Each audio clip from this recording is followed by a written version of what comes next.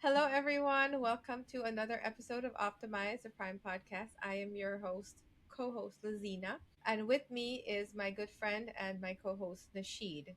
Today we have a really incredible guest, Anne. I basically stalked her on Facebook. I am saying that loosely. I did not stalk her on Facebook. We are doing a little bit of podcast exchange. I've had the pleasure of sitting down with her and having a beautiful conversation, and I'm excited to see what we're going to get into today. Nashid, I'll have you take it away, introduce yourself, and then, pass the baton off to Anne and we'll get into it.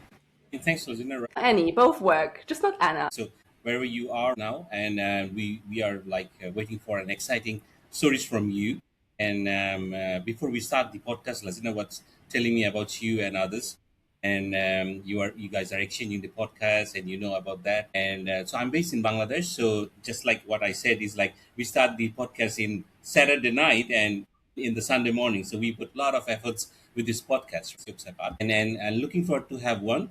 The main agenda of this podcast is more on the transformation journeys, sharing your stories, and there are a lot of people and the listeners are waiting for to know and where they are now, and maybe they are stuck similar ones you had before in your stories. So now it's about you and your stories. Welcome on board, and you Thank you can so introduce much. yourself and let's get started. Yeah, thank you so much for having me. Real pleasure. It's my first time to have a co-host situation, so that is exciting for me. I've been on the one-on-one conversation, but this already feels really quite fun actually to have different people, like more than one person in front of you.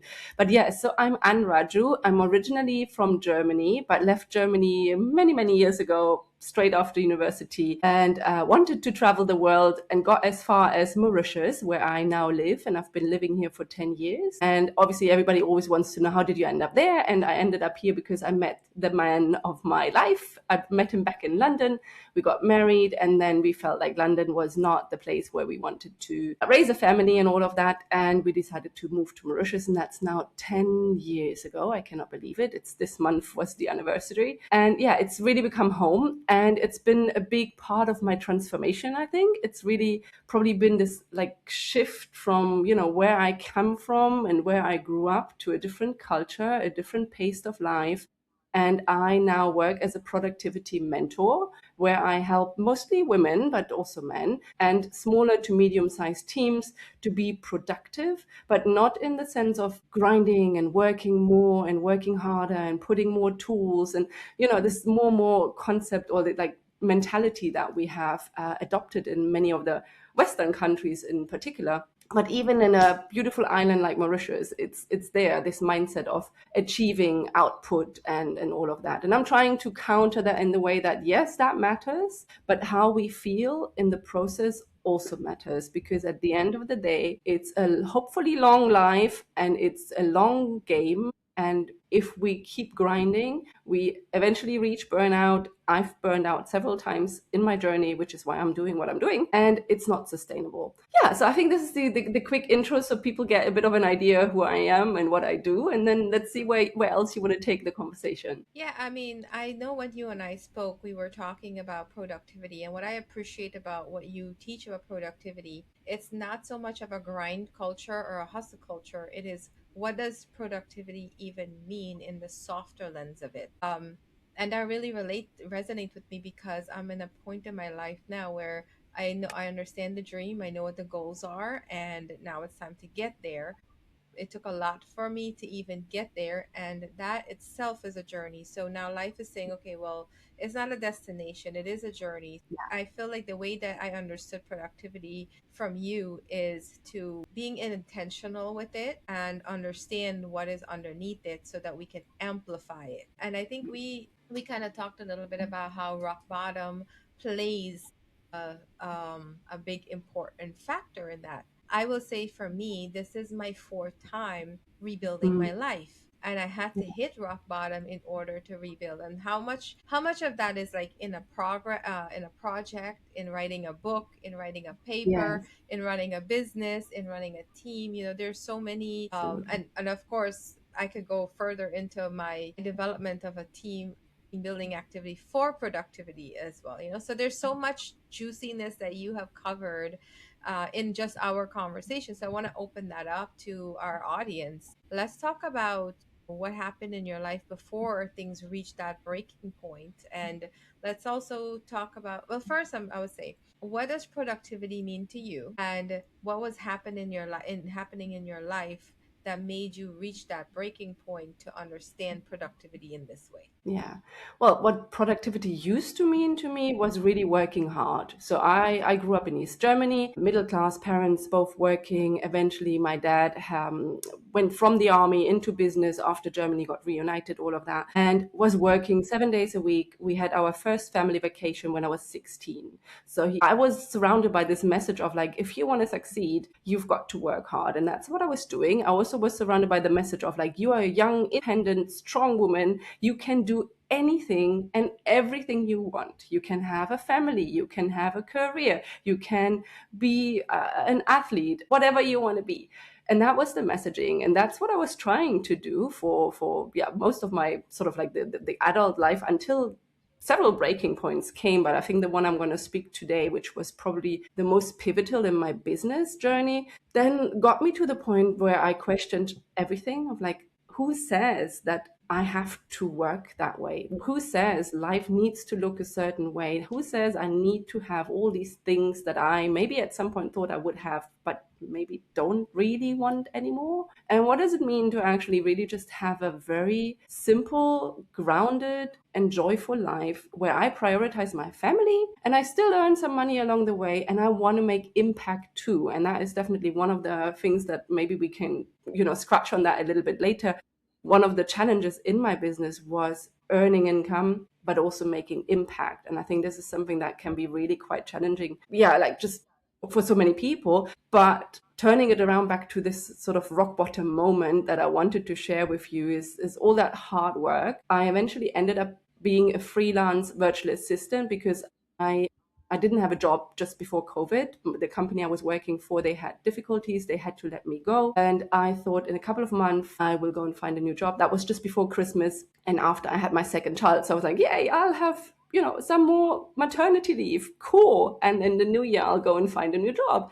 But in the new year, we had COVID. So there was no jobs to be found. From the family setup, I needed to earn money because we are a 2-income household, and it wouldn't work otherwise. And so I ended up becoming a virtual assistant and became quite good at it.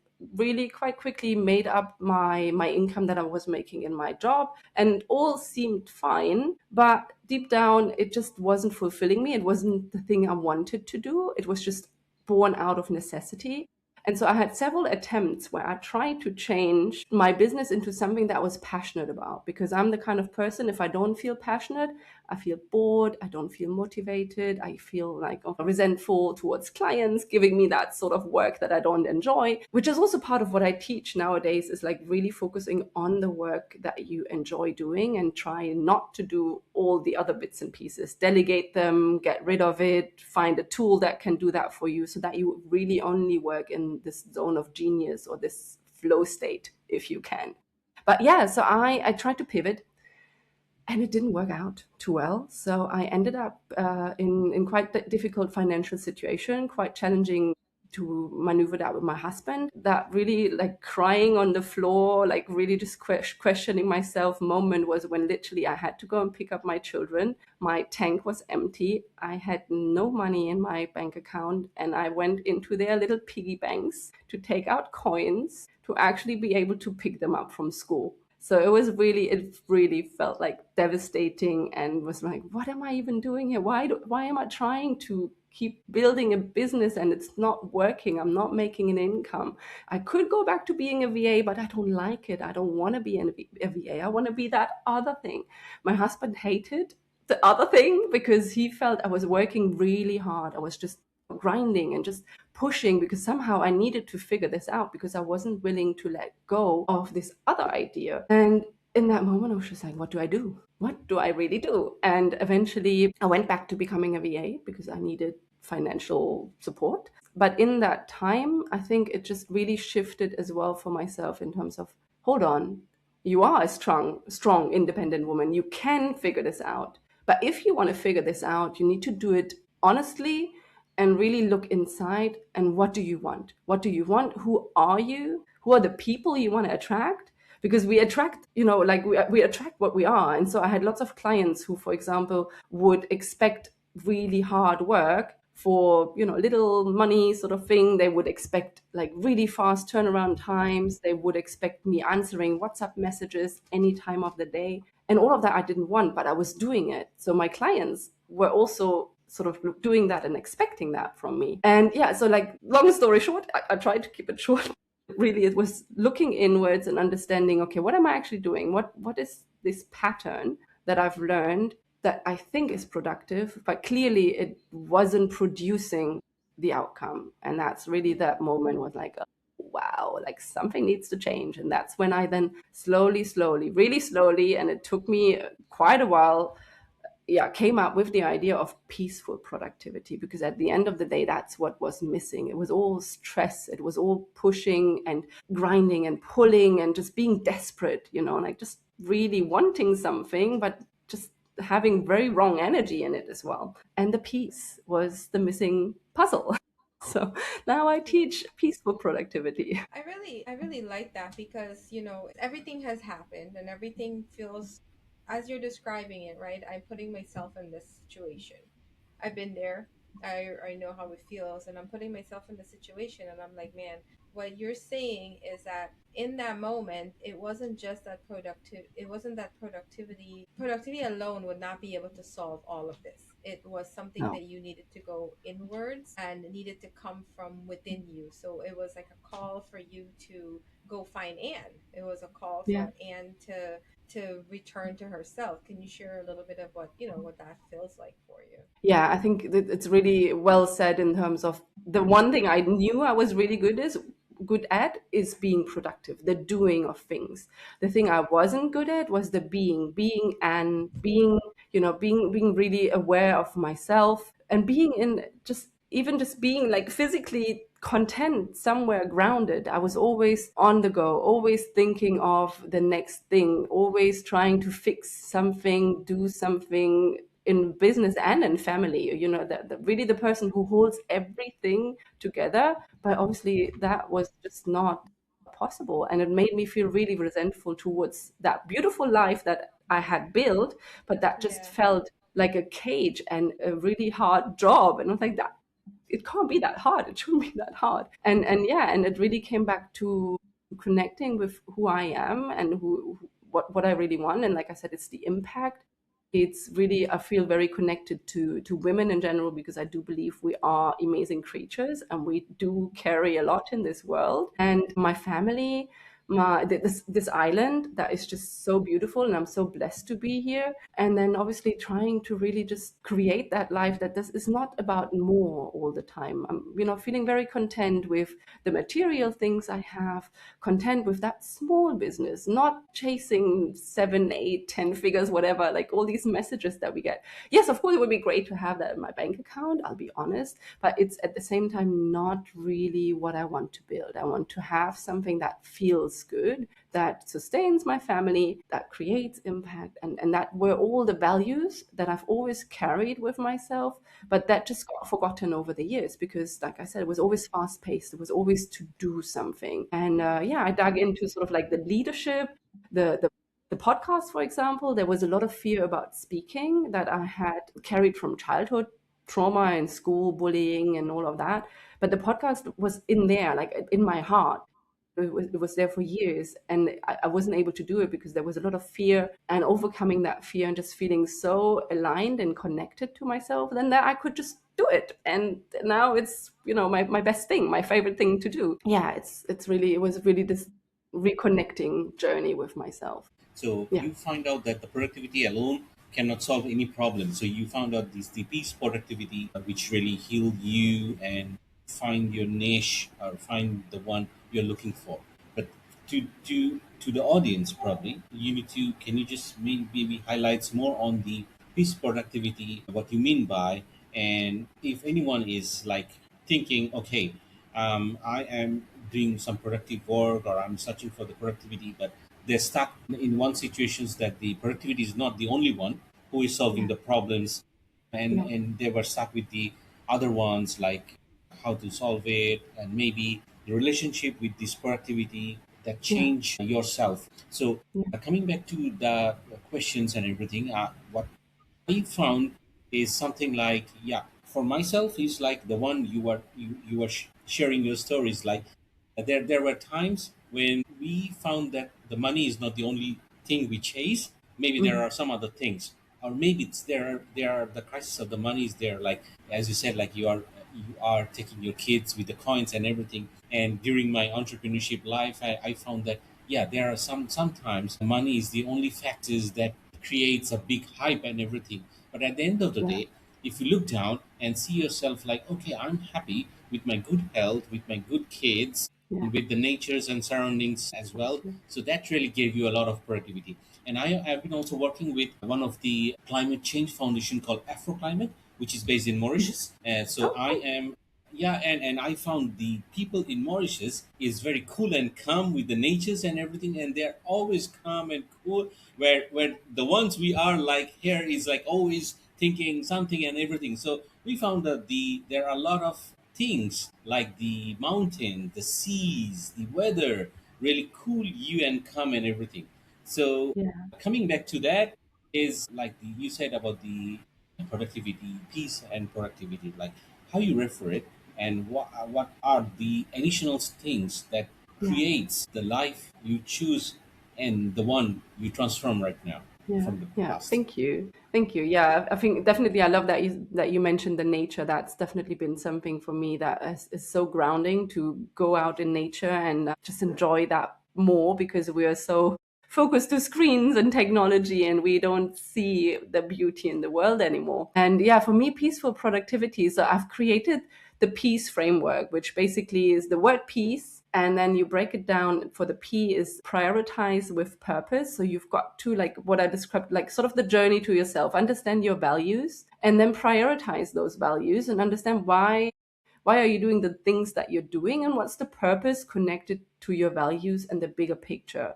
Because at the end we often get carried away. We're like, yeah, we're just on this trajectory and it's so fast paced and we're in this like daily groundhog day and that we don't really look up and we don't realize. And then 6 months down the line, a year down the line, we're like, oh, where am I? Like, how did I even get here? A lot of people really have that sensation of like not being in control. And I think a lot of that has to do by not being clear about your priorities, which are very close to your values. Then the E is for energy management. So like productivity and time management, obviously, but I think a lot of people are actually quite good at it because that's what we've been taught. In school, you have to manage time. You need to be on time in class. At work, you need to be on time. You have deadlines. You need to manage your time. Cool. Some people struggle more than others, fine. But what we don't get taught is the energy. And again, if you come in with a grinding or a pushing or a desperate energy, you attract that energy, or the project that you're putting together is not necessarily coming out in the shape that you actually envision it because you have this tense, horrible energy, and people feel that. But also the energy in terms of like what I said with being in flow and enjoying the work and not working on the things that you don't actually like doing. And you're like, I hate doing that. Or you don't do it at all. You procrastinate and you never touch the things that you actually should be doing. So energy management. Then the A is for allow rest. And allow rest, the allow is the main piece because I was this person who wouldn't rest. Rest means I'll be lazy. Rest means my business is going to fall apart. Rest means I'm going to be just, I'm going to now sit on the sofa and I'm not being productive, and that's terrible. So I had to allow myself to rest. And rest doesn't mean you've got to sleep or do nothing. Rest can be active rest. I do a lot of exercise, nature, and crafting, and those things are my rest because it allows me to rest my brain and it just helps me to feel better overall. Then see compassion in action. So compassion while we're working and while we're trying to shift things and maybe we're building a business or we're trying to, connect to ourselves, always apply compassion. We're so good at talking ourselves down. We're the worst, best critics. So we need to have a bit of ourselves that we are just trying to figure this out. And the last E is enjoy the journey. Again, you were saying, Laziena, it's the journey. We need to enjoy it. And that is really, it is really big part of peaceful productivity. It's finding little joys, celebrating your wins, creating breaks, finding the work that you enjoy. All of that is part of the journey. And so I think this is like really the bigger concept of the peaceful productivity. And I work with my clients on a one-on-one basis to really understand where maybe are the bigger hurdles and where maybe are the things that we just have to build up a little bit, because sometimes it's removing the friction or simply focusing on building up what's already working. And so I work with my clients on that, and it's definitely not a prescription. Like, it's everybody is so different, and like one productivity tip or tool that works for me might not work for you at all. So it's really individual to understand where are the challenges, what are the beliefs. Like what I said, like if I'm lazy, it means I'm not producing. It means I'm not a good person. I'm not living the best life.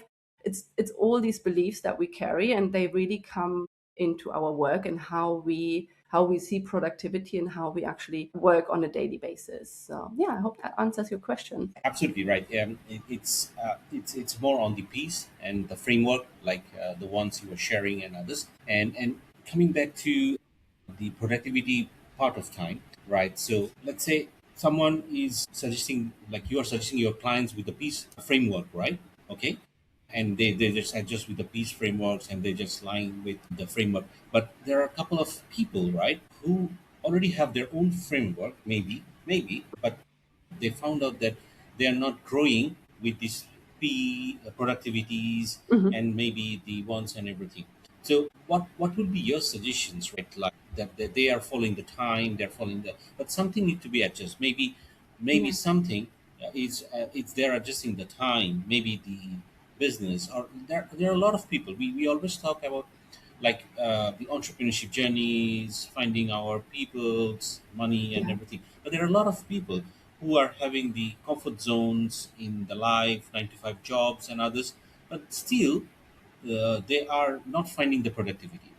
Right? We are just creating a business, and you know how hard it is creating a business from a niche, right? And the people who are working, maybe they're stuck in their work, or maybe they're okay, and they don't have the. There are another thing is like they don't have the courage. Sometimes courage yeah, is the yeah, main part where it goes from point A to point B, right? yeah, And they're happy with absolutely. that. But they want to change. They want to change. They want to start. They are already stuck. So from Yeah, that point of time, the your peace framework and you as a role model or an examples, right, where you had all the stories of like struggling with the families, the kids, and now you're here with a lot of positive mindsets and everything. So what would be your suggestions for them who are stuck behind, and how they find their purpose and how they work with they can have yeah. this peace framework, but how they work on themselves, and maybe they can change a little bit, adjust, and they can find their purpose of life. Yeah, love that question. Thank you. Yeah, I mean, there's lots of things that I would love to say, and that's probably going to take us hours. But I think the piece see with most people is that somehow there is some work that needs to get done and is either not getting done because it's uncomfortable, or it's sort of like it's not a priority. And I'm using air quotes here because there is something in their mind that tells them, oh, I need to do this first, or I need to have this figured out and perfect, and then I can go and do this. Or if I want to be successful, I have to do, I don't know, be on social media and spend my hours creating content, or whatever the belief they have is in business or at work. There's always something that there is a piece of work that needs to get done, but somehow it's not getting done for different reasons. And for example, if it's the reason that it's uncomfortable, or that it requires growth, and that sometimes can obviously be challenging, I think the suggestion I'm making to clients is to try and find the joyful element in it, to see how could you bring something that you like into this work that you right now finding difficult. That could look different for different people, but it could even be as simple as putting that task between two things that you really like doing. So like a sandwich, first you do something that you comes really easy, it's like your zone of genius, you're just blasting it through. Then you do half an hour of that thing that you hate doing, but you need to do it because it's an important task for your business. I know I have a lot of clients who don't like the sales bit so much. So it's maybe the sales call, the proposal writing, whatever it is, the follow up, like, finding out if the client wants to work with you. Put that there in between and then go back to something that you really like doing. So it's like this little sandwich. The other bit as well, a lot of people always want to do these things in one go. Knock it out of the park, sit down for 2 hours, do this thing, just get it off your to-do list. And very often that doesn't work because you will start getting distracted. You will have a ping on some device somewhere. And because you're not in flow, because you're not wanting to do this work so desperately, the distraction is really easy. It's just like millisecond and you're gone from what you're doing, and then you're like, so make it small, make it really small. 15 minutes a day, half an hour every second day of the week, whatever it works. And then the other thing that a lot of clients really enjoy when we're working through their day and trying to sort of like find a way to work with their energy as well is theme days. So I work a lot with theme days. I have, for example, I was talking about my theme days. And so Monday is my admin day. So I do all Mhm. the admin, life admin and business admin. Tuesday is my sales day where I really do client outreach, follow up, working on proposals, whatever is related to sales. Wednesday is my CEO day. Well, it's only a half day because my children finish school early, but it's my dedicated time to really think and be strategic. I will look some figures up, some reports, email open rates and conversions and all that, like figure stuff. And on Thursday, I do sort of like creative work, maybe a little bit more content, a bit more writing, and maybe also a bit more consuming, looking what other people are doing. And Friday is sort of my finance Friday and my sort of loose day. So I look at my financial side of things because I didn't do that when I was getting into trouble. So I learned that lesson from that moment of like, no, you need to know what's going in and what's coming out and how are you doing overall. And I have like open space on Friday for either work or fun or whatever it might be, some buffer, like when things go wrong in the week, I have my buffer. I know on Fridays I will have time to catch up. And that really works well because it removes all these decisions that you've got to make, all this thinking of like, oh, do I feel like sales today?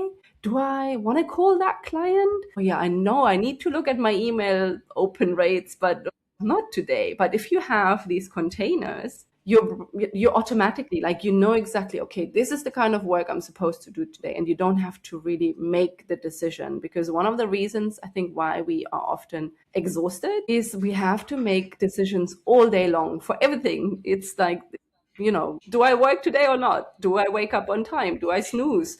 Do I don't know, drink my third coffee, or do I rather have water? Do I go for a walk? Like, all these things are decisions that our brain has to make, and that requires energy. And when you have those containers, it's one less decision you have to make. And then there's different little tips and tricks that I share with people to help you to get into that sort of focus mode and to put that hat on, like to be the CEO and to step into that embodiment. And I work with clients on that. But really, when things don't progress or feel like hard work, these containers have been really successful with many people. So I love sharing that with everybody, to try to theme your days so that you just know, okay, today I'm the salesperson, tomorrow I'm the content creator, and that sort of thing. And that just really helps to shift your mindset around those.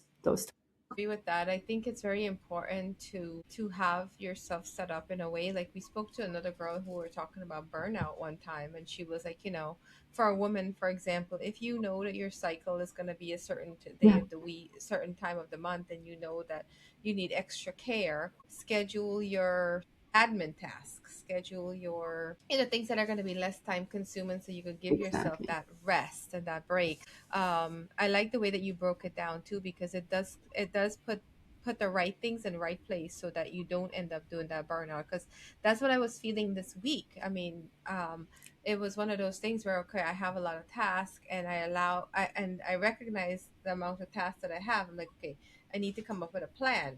But in me trying to come up with a plan, my body was like, you got to rest, girl. And so Yeah, I know that sometimes when my body say you got to rest, girl, it could also be a way of me avoiding doing the work. So I really had to Yes. check in with myself. I had to like, is this really me needing rest, or is this really something that Very true. I need to prioritize differently? So just by giving myself that rest, I was able to come up with a plan to Yeah. be able to kind of do something similar to what you mentioned. Doing, I would say, I like that you call them containers. Like I guess I call them phases. Mhm. Same word, different approach, but Yeah. it's a very valuable tool, and it's easy to get off track. But when you have people like you who are teaching these methods and teaching people to integrate it, that's something that I can walk away with today and say, okay, now have a little bit another. I have a toolbox that has like 80 tools in it. Now I have 10 more that I can add on, and move about my work week or my week, whatever Yeah. part of life that's in. So I appreciate these tidbits that you shared. It's very valuable. Nashi, do you have anything? I know we're going to be wrapping up pretty soon. Yeah, yeah, absolutely, absolutely right. So when I work with a couple of my mentees, right? So Mhm. what I shared is like a couple of them are from the African regions, Mhm. one of them from Seychelles, one of them from Madagascar, right? So they Mhm. often come up. They are the early stage of entrepreneurs. They often come up like they are stuck behind with one areas and they don't find any motivation for it. Okay, Mhm. but they are doing the same things over and over and over and again. So my message to them, like what you mentioned, Anna, right? Something like, all right, so if you put an efforts of 60 or 70%, you can end up the 100% easily because you are doing the same thing over and over again. So what you Yeah. do is like keep those 30% for your passionate of work, right? So what you're passionate of, if you like singing, if you like writing books, or if you like podcasts, start doing it, and that 70% will eventually give you a 9 to 5 payments, Yeah. or maybe the one Absolutely. you love it, and you can share it, so that all right, let's go for 10%, then we go for 15%, and then go for the 30%. It's all about, and initially you can balance your life, and the ones of bore, or the ones you are struggling to find your passion, maybe you can reach that level that okay, I'm balancing that, and it's something like you are having it all around, but you're not utilizing your time, utilizing your passions correctly. So Yeah. that 20% or 10% will give you an extra mile to go from there. And I really love it that what you shared, and definitely that's we should follow to gain our momentum of work. Yeah, Yeah. Yeah. I absolutely. will, yeah. I want to say, Nashi, that's such a good addition too. So now I have Absolutely. Yeah. 82 tools in 82 my. tools. Okay, so Anne, I want to ask one last question before we say good night to you guys. I don't know what time it is in Mauritius, but I know for Nashida's nighttime. Bedtime soon as well. Yes. It's bedtime. Okay, yes. So what is one thing? Like sometimes we have this one thing that just is like, oh my God, I wish people just understood this. What is that for Mm. you? Okay, the one thing question, the dreaded one, Yeah. because there's always so many. But I think at the end, I think I want to say, or like I really felt like when you were talking about your toolbox, it's like we have a toolbox. We all logically know a lot of things that we can try, but often there is resistance to doing it for many different reasons. And that will be a long-winded answer. But I think the point I want to make is you have tools, you try them, you're allowed to fail, or they might not work today, it might work tomorrow, it might be a different combination, but you've got to try. You just cannot keep doing the same thing that you've been doing when it's not working. You've got to change, and change requires you to fail, pick yourself up again, try something different, and fail again and again until you get to the point where, like, this feels better than the other time, so maybe let me stick with this a little bit longer. And the sticking longer, well, I'm not allowed to say two things, but stick long with it. Like, like we are in this like fast-paced world and everything has to happen yesterday. Well, it's not reality. So yeah, I think that's try it out. Be flexible and open. Well, thank you so much for sharing that. I think you're absolutely right. Integration has got to be a process, and integration Yeah. means that's a big part. It's like I know this, but if I'm not integrating it, then it's where I'm gonna put myself up against a wall. And when Yeah. that happens, the compassion piece is there. You have people Yes. who You are got it. around you. You have tons of podcasts you can listen to. So it's there. It's just about like, well, why is that resistance even coming up? And this is just to say I agree with your point. So, Nashid, I'm going to turn this over for the end of the night so we can all you guys can get rest and I can continue my day. And it was really wonderful talking to you. I'm looking forward to being on your podcast. And for anyone that's listening right now, if anything that Anne said that made you pause for a moment or made you think about somebody, share it with that person right away, and we will have Anne's information and how you can reach her in our show notes and when we advertise it on our social media, so that way you have another tool, another person, another mentor that you can rely on for more wisdom, because she's not just speaking from a place of I know or I understand, but from a place of I've been there and I understand what it takes to really nurture yourself. And I hear that. You're not just sharing a formula, you are sharing the thing that you have had to pull yourself out of. And I think that's so beautiful, because most of the time we can't see further from the Yeah. problem that we're facing or the situation that we're in. And when we learn to separate those and observe them, witness them, we are able to become more productive. And what productive means for you is going to look different than what it means for Very me. much. And I love that. there's no recipe book, and that's why we have three people on this recording right now, right? Three different perspectives, three different ways that we can relate. So I really want to encourage you to get off the, don't let shame teach us, but not guide us. And wisdom can come in afterwards. So thank you all for listening today, and thank you, Anne, for being on. Nashid, as always, it is my pleasure to be your co-host, and we'll see you on the next one. Bye, everyone. Say bye, guys. Thank you. Bye. Yay, we did it.